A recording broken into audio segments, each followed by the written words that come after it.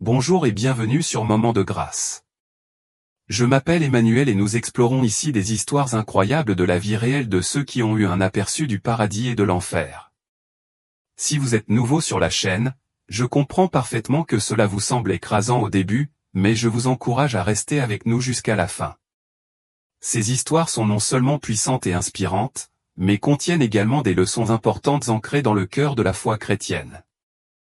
Avant de commencer, j'aimerais que vous vous abonnez et activiez les notifications. Cette simple étape nous aide à diffuser ces témoignages remarquables et à partager la parole de Dieu avec encore plus de personnes. Maintenant, plongeons dans l'histoire. Je m'appelle Jasmine et j'ai vécu toute ma vie dans une petite campagne anglaise isolée, où le paysage semble immuable et le temps s'écoule avec la lenteur des pâturages, suivant le rythme naturel de la terre. Je n'ai jamais connu la frénésie des villes ou le chaos des métropoles. Pendant des décennies, ma vie a été marquée par le travail avec mon mari Georges et par le soin de nos moutons. Chaque journée commençait à l'aube et se terminait bien après le coucher du soleil. Notre travail ne connaissait ni pause ni vacances, même les fêtes comme Noël ou Pâques ne pouvaient nous arrêter. Alors que la plupart des familles se réunissaient autour de tables décorées pour faire la fête ensemble, nous étions dans les champs pour surveiller le bétail. Pourtant, jamais auparavant je ne me suis senti aussi vulnérable qu'aujourd'hui, à 69 ans. Dernièrement, j'ai commencé à compter avec les années qui passaient et mes peurs, en particulier celle de la mort. Lorsque les médecins m'ont dit que j'allais devoir subir une opération à la tête, cette peur s'est transformée en obsession. L'opération était urgente, il n'y avait pas de temps à perdre, et tout le monde le savait. La tumeur qu'ils avaient découverte grandissait trop vite, et le risque de la quitter était plus grand que celui d'affronter l'opération. Cependant, malgré tout, je n'arrivais pas à me calmer. J'étais terrifié à l'idée d'entrer dans la salle d'opération. J'ai toujours eu peur de la mort, et cette pensée a commencé à m'accompagner avec plus d'insistance ces dernières années.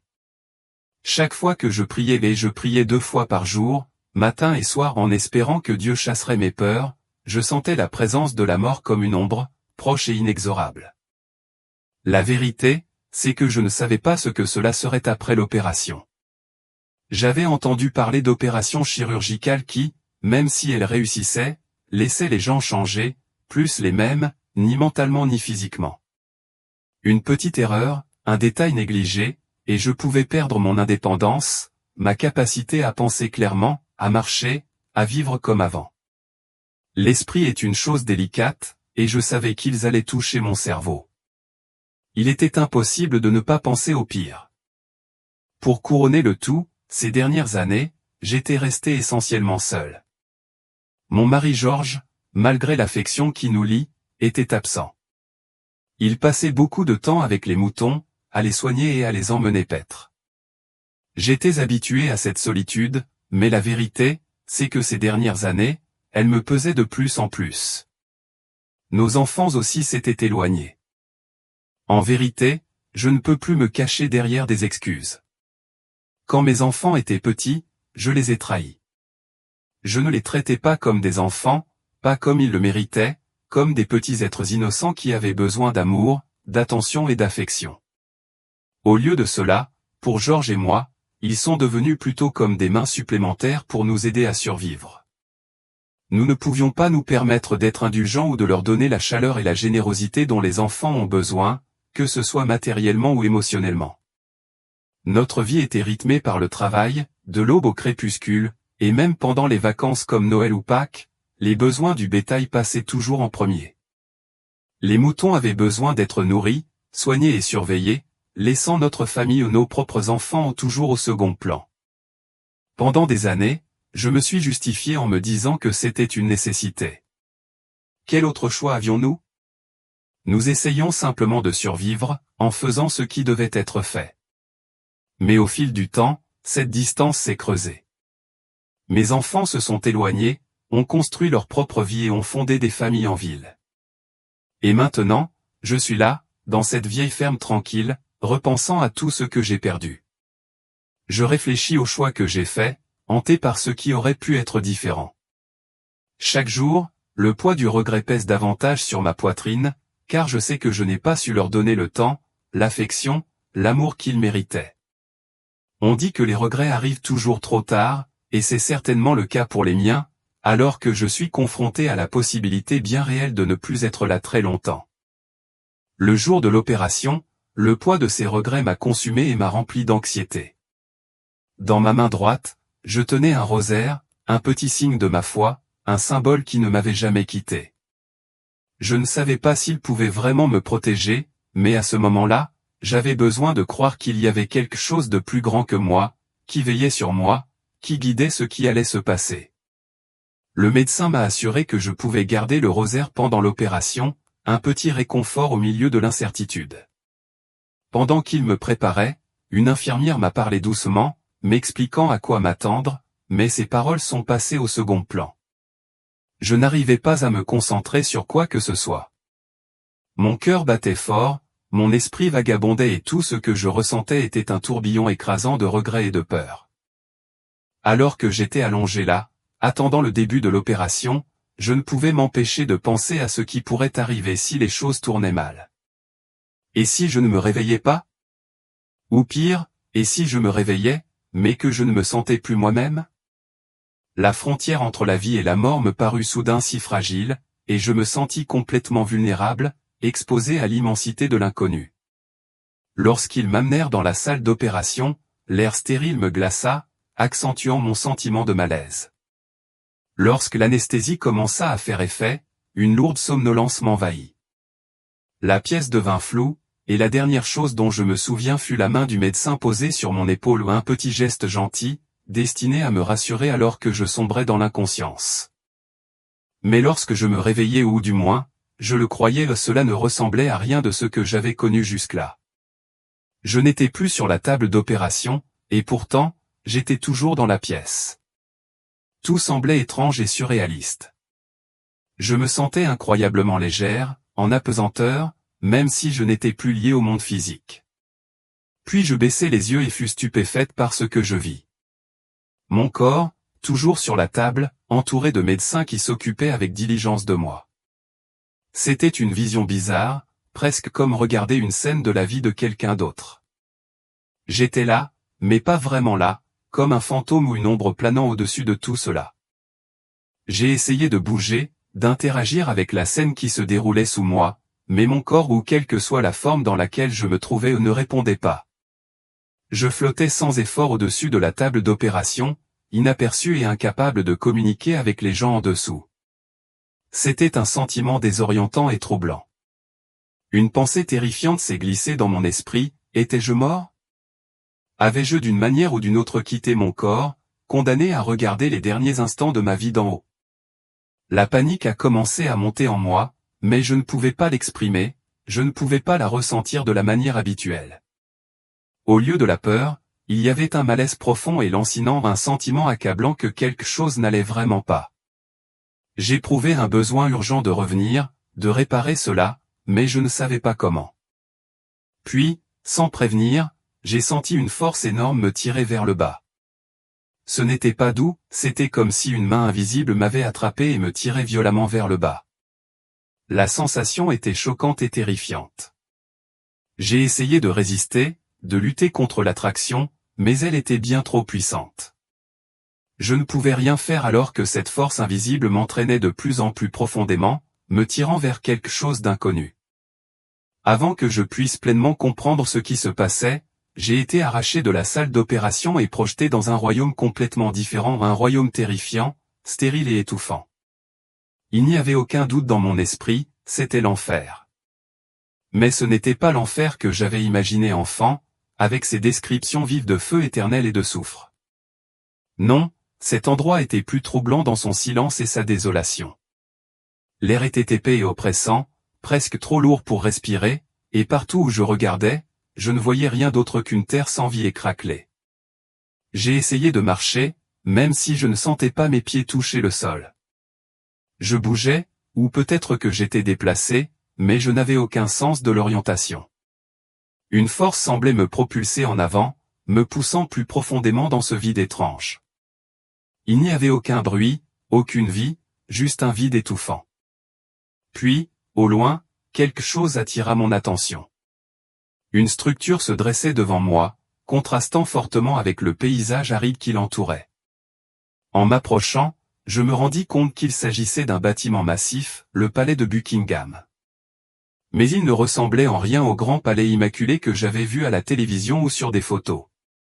Au lieu de cela, il était entouré d'une aura sombre et menaçante, comme s'il avait été abandonné et laissé à l'abandon pendant des siècles. Le spectacle était à la fois déconcertant et terrifiant. Que faisait Buckingham Palace dans un endroit pareil?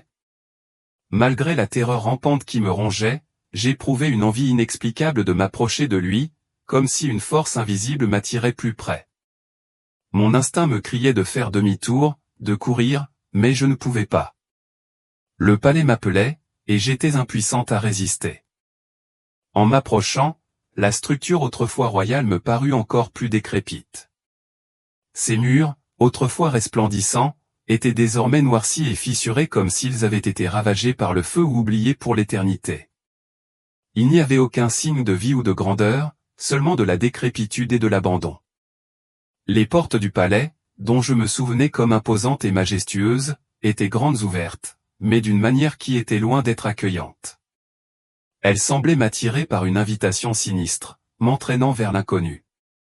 J'entrai à l'intérieur, mon cœur battant à tout rompre, mêlant curiosité et terreur. L'intérieur était encore plus envoûtant que je ne l'avais imaginé. Il n'y avait pas de lumière, seulement des ombres si épaisses qu'elles semblaient s'accrocher au mur. Le silence était assourdissant, rompu seulement par un gémissement lointain occasionnel, un son si faible mais si rempli d'angoisse qu'il me faisait froid dans le dos. Les halls et couloirs autrefois grandioses que j'avais vus sur les photos, avec leurs lustres scintillants et leurs tapis royaux moelleux, étaient désormais creux et abandonnés, dépouillés de toute vitalité. C'était comme si l'âme même du palais avait été vidée, ne laissant derrière elle que ténèbres et désespoir. Chaque pas que je faisais résonnait dans les couloirs vides, me rappelant que j'étais complètement seul dans cet endroit seul, à l'exception du sentiment oppressant que quelque chose se cachait juste au-delà des ombres. Plus je m'aventurais à l'intérieur, plus l'atmosphère devenait étouffante. C'était comme si j'étais entré dans un cauchemar, dont je ne pouvais pas me réveiller.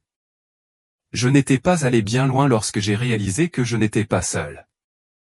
Dans les profondeurs obscures de la pièce, assise sur un trône massif, se trouvait une silhouette que j'ai immédiatement reconnue.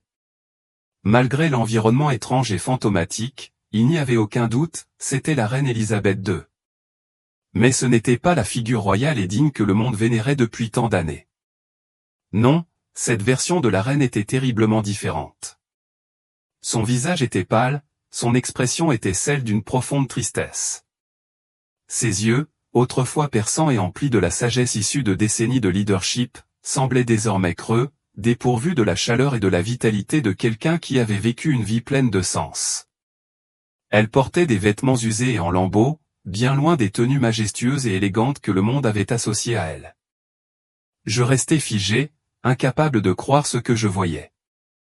La reine Élisabeth II, l'une des femmes les plus puissantes et les plus respectées de la planète, était là, dans ce lieu désolé et désespéré. Comment quelqu'un comme elle, symbole de grâce et de force, pouvait-il être piégé dans un tel royaume de souffrance? Mon cœur battait à tout rompre de confusion et de peur, mais je me sentais obligé de m'approcher d'elle. Lentement, je me dirigeais vers le trône, mes pas résonnant dans le silence inquiétant. Quand je me retrouvai enfin devant elle, elle croisa mon regard avec des yeux fatigués et résignés, des yeux qui semblaient avoir vu beaucoup trop de choses. « Pourquoi es-tu ici ?» Je lui ai demandé, la voix tremblante d'incrédulité, les mots s'échappant à peine de mes lèvres. Pendant un long moment, elle n'a pas répondu, son regard fixé au loin comme si je n'étais même pas là. C'était comme si elle ne voulait pas reconnaître ma présence, ou peut-être, ne pouvait pas supporter de parler de ce qui l'avait amené à un tel endroit. Mais ensuite, après ce qui m'a semblé une éternité, elle a parlé sa voix faible, à peine un murmure, mais chaque mot était chargé du poids d'une tristesse indicible, portant le fardeau d'une vie de regret. J'ai passé toute ma vie à servir ma nation, a-t-elle commencé, sa voix tremblante d'émotion. Mais j'ai négligé la chose la plus importante, mes enfants. Ces mots m'ont frappé comme un éclair, chaque syllabe me déchirant. J'avais l'impression qu'elle avait atteint mon propre cœur et découvert la culpabilité que je portais depuis si longtemps.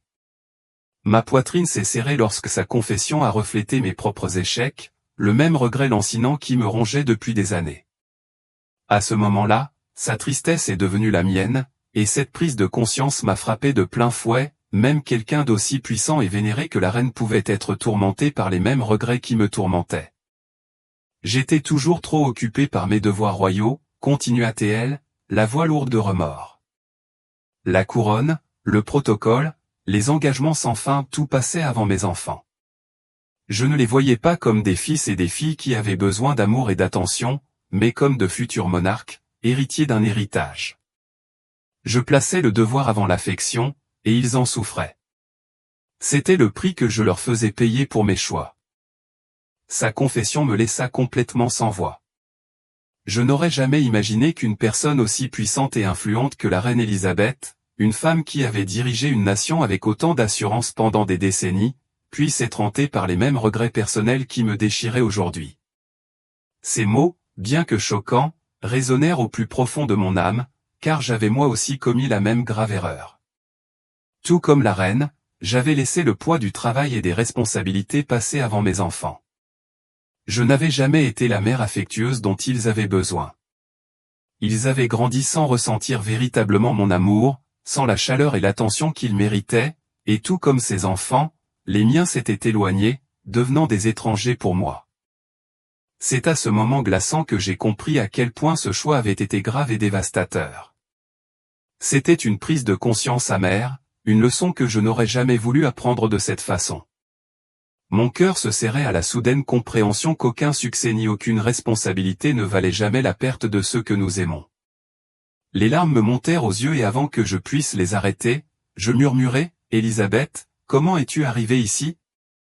Elle me regarda avec des yeux qui semblaient à la fois creux et remplis de siècles de chagrin. « C'est mon château, » répondit-elle doucement. « Mais ici, il n'y a ni pouvoir ni gloire, seulement une éternité de regrets et de solitude. Je suis ici pour expier mon plus grand péché, ne pas avoir aimé mes enfants comme ils avaient besoin d'être aimés. C'est le prix que je paie pour avoir oublié ce qui compte vraiment, oublier l'amour. » Ces paroles résonnaient dans mon esprit, chacune comme une cloche sonnant un terrible avertissement. La souffrance de la reine n'était pas due à une perte de pouvoir politique ou de statut, mais à l'absence d'amour, le besoin le plus humain et le plus essentiel qu'elle ait négligé. C'était comme si elle me parlait non seulement de sa propre douleur, mais du sort qui m'attendait si je continuais sur la même voie. Le vide de son existence dans ce lieu abandonné était un rappel brutal de ce que je risquais de perdre, pas la richesse, pas le statut, mais le cœur de mes propres enfants.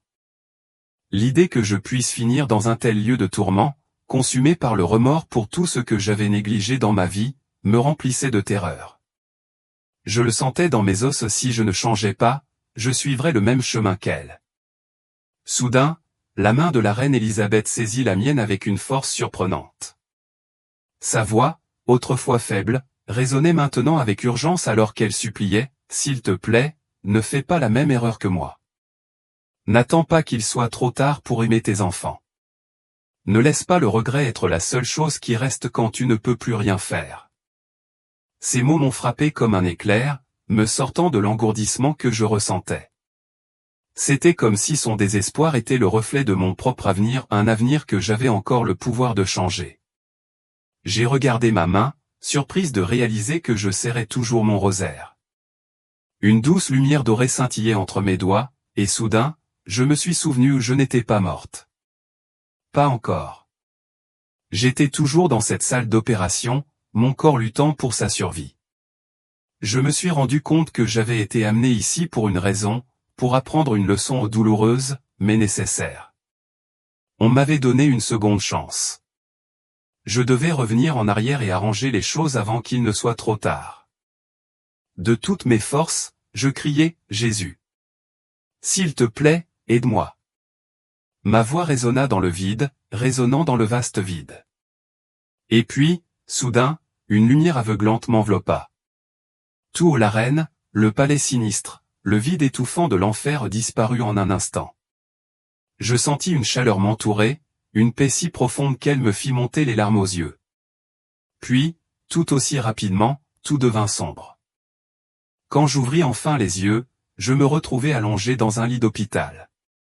La pièce était faiblement éclairée, le doux bourdonnement des machines m'entourait, leur bip rythmique me signalait que j'étais toujours en vie. J'avais réussi. J'étais de retour. Le soulagement m'envahit, mais il était mêlé à une nouvelle prise de conscience puissante. Je ne pouvais pas gâcher un instant de plus de la vie qui m'avait été donnée. Je devais guérir ce que j'avais brisé, faire amende honorable auprès de mes enfants avant que le poids du regret ne devienne insupportable. Le message était clair, l'amour, par-dessus tout, était ce qui comptait. Et à partir de ce moment, j'ai su que je ne pouvais pas laisser passer un autre jour sans le montrer. Quand je me suis réveillé dans ce lit d'hôpital, il n'y avait personne à mes côtés. Georges ne pouvait pas laisser les moutons sans surveillance, et mes enfants ne savaient même pas que j'avais subi une opération. Pendant 2 longs jours, je suis resté à l'hôpital en observation, physiquement épuisé par l'intervention et émotionnellement vidé par l'expérience surréaliste que j'avais endurée. Quand l'ambulance est finalement venue me chercher à la maison, j'ai ressenti un mélange de fatigue et un étrange sentiment d'anticipation. Le trajet sur les routes de gravier caouteuses vers notre ancienne ferme m'a donné le temps de réfléchir à tout ce que j'avais vu, à tout ce que j'avais ressenti. Je savais, avec une certitude absolue, que je ne pouvais plus ignorer mes enfants. Le ressentiment et la culpabilité que j'avais portés si longtemps ne pouvaient plus faire partie de ma vie. J'ai dû les chercher, trouver un moyen de guérir les blessures que j'avais infligées et de reconstruire les liens que j'avais laissés se défaire par inadvertance au fil des ans. J'avais besoin de leur demander pardon, même si cela était plus que nécessaire. Alors que nous approchions de la ferme, mon esprit se bousculait à la recherche de la façon de réparer les choses. Mais lorsque l'ambulance s'est arrêtée devant la maison, j'ai été accueilli par quelque chose que je n'aurais jamais pu imaginer. Là, debout devant la porte, se trouvaient Georges et nos enfants. J'ai cligné des yeux, n'en croyant pas mes yeux. Ils étaient tous là, m'attendant. Et dans leurs mains, ils tenaient une grande pancarte sur laquelle était écrit « Bienvenue à la maison, maman ». J'ai senti un flot d'émotions m'envahir, une vague de sentiments accablants que je n'avais pas ressentis depuis des années. Ils avaient pensé à moi, ils m'attendaient. Les larmes ont jailli de mes yeux, ruisselant sur mon visage de manière incontrôlable. À ce moment-là, j'ai été rempli d'un profond sentiment d'amour et de gratitude. Je n'avais jamais rien ressenti de tel auparavant. Pendant des années, mon cœur avait été endurci par la négligence et la culpabilité, mais maintenant, en un instant, il a complètement fondu. La vue de ma famille, debout là, le cœur ouvert, m'a fait réaliser à quel point j'avais manqué quelque chose. J'avais cru être seul dans mes regrets, mais ils m'attendaient depuis le début, prêts à m'accueillir à nouveau dans leur vie. Pour la première fois depuis ce qui m'a semblé une éternité, je me suis senti vraiment aimé, et c'était un sentiment que je savais que je ne laisserais plus jamais tomber. Après cette expérience extraordinaire, j'ai su que nous devions faire un changement radical, alors j'ai convaincu Georges qu'il était temps de changer le cours de nos vies. Nous ne pouvions pas continuer à vivre comme nous l'avions fait, isolés et consumés par les exigences incessantes de la vie à la ferme. Il était clair pour nous deux que nous devions nous éloigner de la routine sans fin qui nous avait séparés de nos enfants et l'un de l'autre. Nous avons donc pris la décision difficile de vendre les moutons, une décision qui nous a donné l'impression de renoncer à une partie de nous-mêmes. Toute notre vie avait été ancrée à la campagne, et l'idée de la quitter était intimidante. Mais au fond de nous, nous savions que c'était nécessaire si nous voulions guérir en tant que famille. Il n'a pas été facile de s'adapter à la vie en ville. Le bruit, l'agitation constante et le rythme effréné de la vie urbaine étaient si éloignés de la simplicité tranquille des champs. Au début, nous nous sommes sentis dépassés, comme si nous étions des étrangers dans un monde que nous ne comprenions pas. Mais au fil des jours, nous avons progressivement trouvé nos marques. Nous avons accepté des travaux de jardinage pour nos voisins, travaillant côte à côte d'une manière à la fois familière et nouvelle. Ironiquement, nous avons fini par gagner plus d'argent avec ces petits travaux qu'avec nos moutons. C'était une leçon d'humilité mais aussi une libération de savoir que nous pouvions prendre un nouveau départ même à ce stade de notre vie. Nos enfants ont été surpris par notre transformation. Ils étaient heureux, voire soulagés, de nous voir embrasser ce nouveau chapitre. Pour la première fois depuis des années, nous avons passé les dimanches ensemble, à partager des repas, à discuter et à rire, ce que j'avais rêvé de faire quand ils étaient plus jeunes, mais que je n'avais jamais pu faire. J'avais l'impression que la vie m'avait donné une seconde chance et que je n'allais pas la gâcher. La joie d'être à nouveau proche de mes enfants a comblé un vide dont je n'avais même pas conscience qu'il était devenu si grand. Je n'ai jamais parlé à personne de ma vision ou de ma rencontre avec la reine Elisabeth II dans cet endroit surnaturel. Je pense que si je l'avais fait, les gens m'auraient regardé comme si j'avais perdu la tête. Après tout, qui aurait cru que j'avais vu la reine en enfer? Pourtant, je sais que ce que j'ai vu était réel. Cette expérience, aussi étrange et troublante soit-elle, m'a façonné d'une manière que je ne peux pas entièrement expliquer. Chaque fois que je pense à elle, je dis une prière silencieuse, non seulement pour son âme, mais aussi pour la mienne. Cette rencontre m'a appris une leçon qui restera gravée en moi pour toujours, un rappel que l'amour, et non le devoir ou le travail, est ce qui compte vraiment. Ce fut un cadeau de clarté, et cela m'a changé. Aujourd'hui, chaque moment que je passe avec ma famille est une bénédiction, une chance de vivre la vie que j'aurais dû vivre depuis le début. Maintenant, où que j'aille, j'emporte une petite photo de la reine Elisabeth dans mon portefeuille, un rappel subtil mais puissant de cette expérience qui a changé ma vie. Sur ma main droite, là où j'avais serré si fort le rosaire pendant l'opération, j'ai maintenant un petit rosaire tatoué. C'est plus qu'une simple encre, c'est un symbole de ma renaissance, un rappel tangible du miracle que j'ai vécu. Les gens lèvent souvent les sourcils lorsqu'ils le voient, surtout à mon âge. Certains pensent que c'est étrange ou même imprudent de se faire tatouer à 70 ans, mais pour moi, c'est bien trop important pour être caché ou expliqué. Cela fait partie de mon histoire. À l'aube de mes 70 ans, j'ai réalisé à quel point la vie est précieuse et éphémère. J'ai appris une leçon difficile mais inestimable, les choses matérielles, le travail et le quotidien ne signifient rien si vous ne partagez pas l'amour et l'affection avec ceux qui comptent le plus pour vous. Les regrets ont le pouvoir de nous détruire si nous n'apprenons pas à nous pardonner et à chercher activement à réparer les dommages que nous avons causés. Le message que je porte en moi aujourd'hui est simple mais profond, vivez votre vie avec amour. Chérissez vos enfants, votre famille, vos proches et ne laissez jamais des disputes futiles ou de vieilles rancunes s'immiscer entre vous. La vie est trop courte et le pardon est l'une des plus grandes leçons que Jésus nous ait jamais enseignées. J'ai fini par comprendre que rien, ni le succès, ni la richesse, ni le statut n'est plus important que l'amour et le pardon. Même si j'ai fait ma part d'erreur, je sais maintenant qu'il n'est jamais trop tard pour rectifier le tir. Grâce à cette expérience extraordinaire, j'ai eu une seconde chance, l'occasion de réécrire mon histoire en plaçant l'amour au centre. Et je ne la gâcherai pas.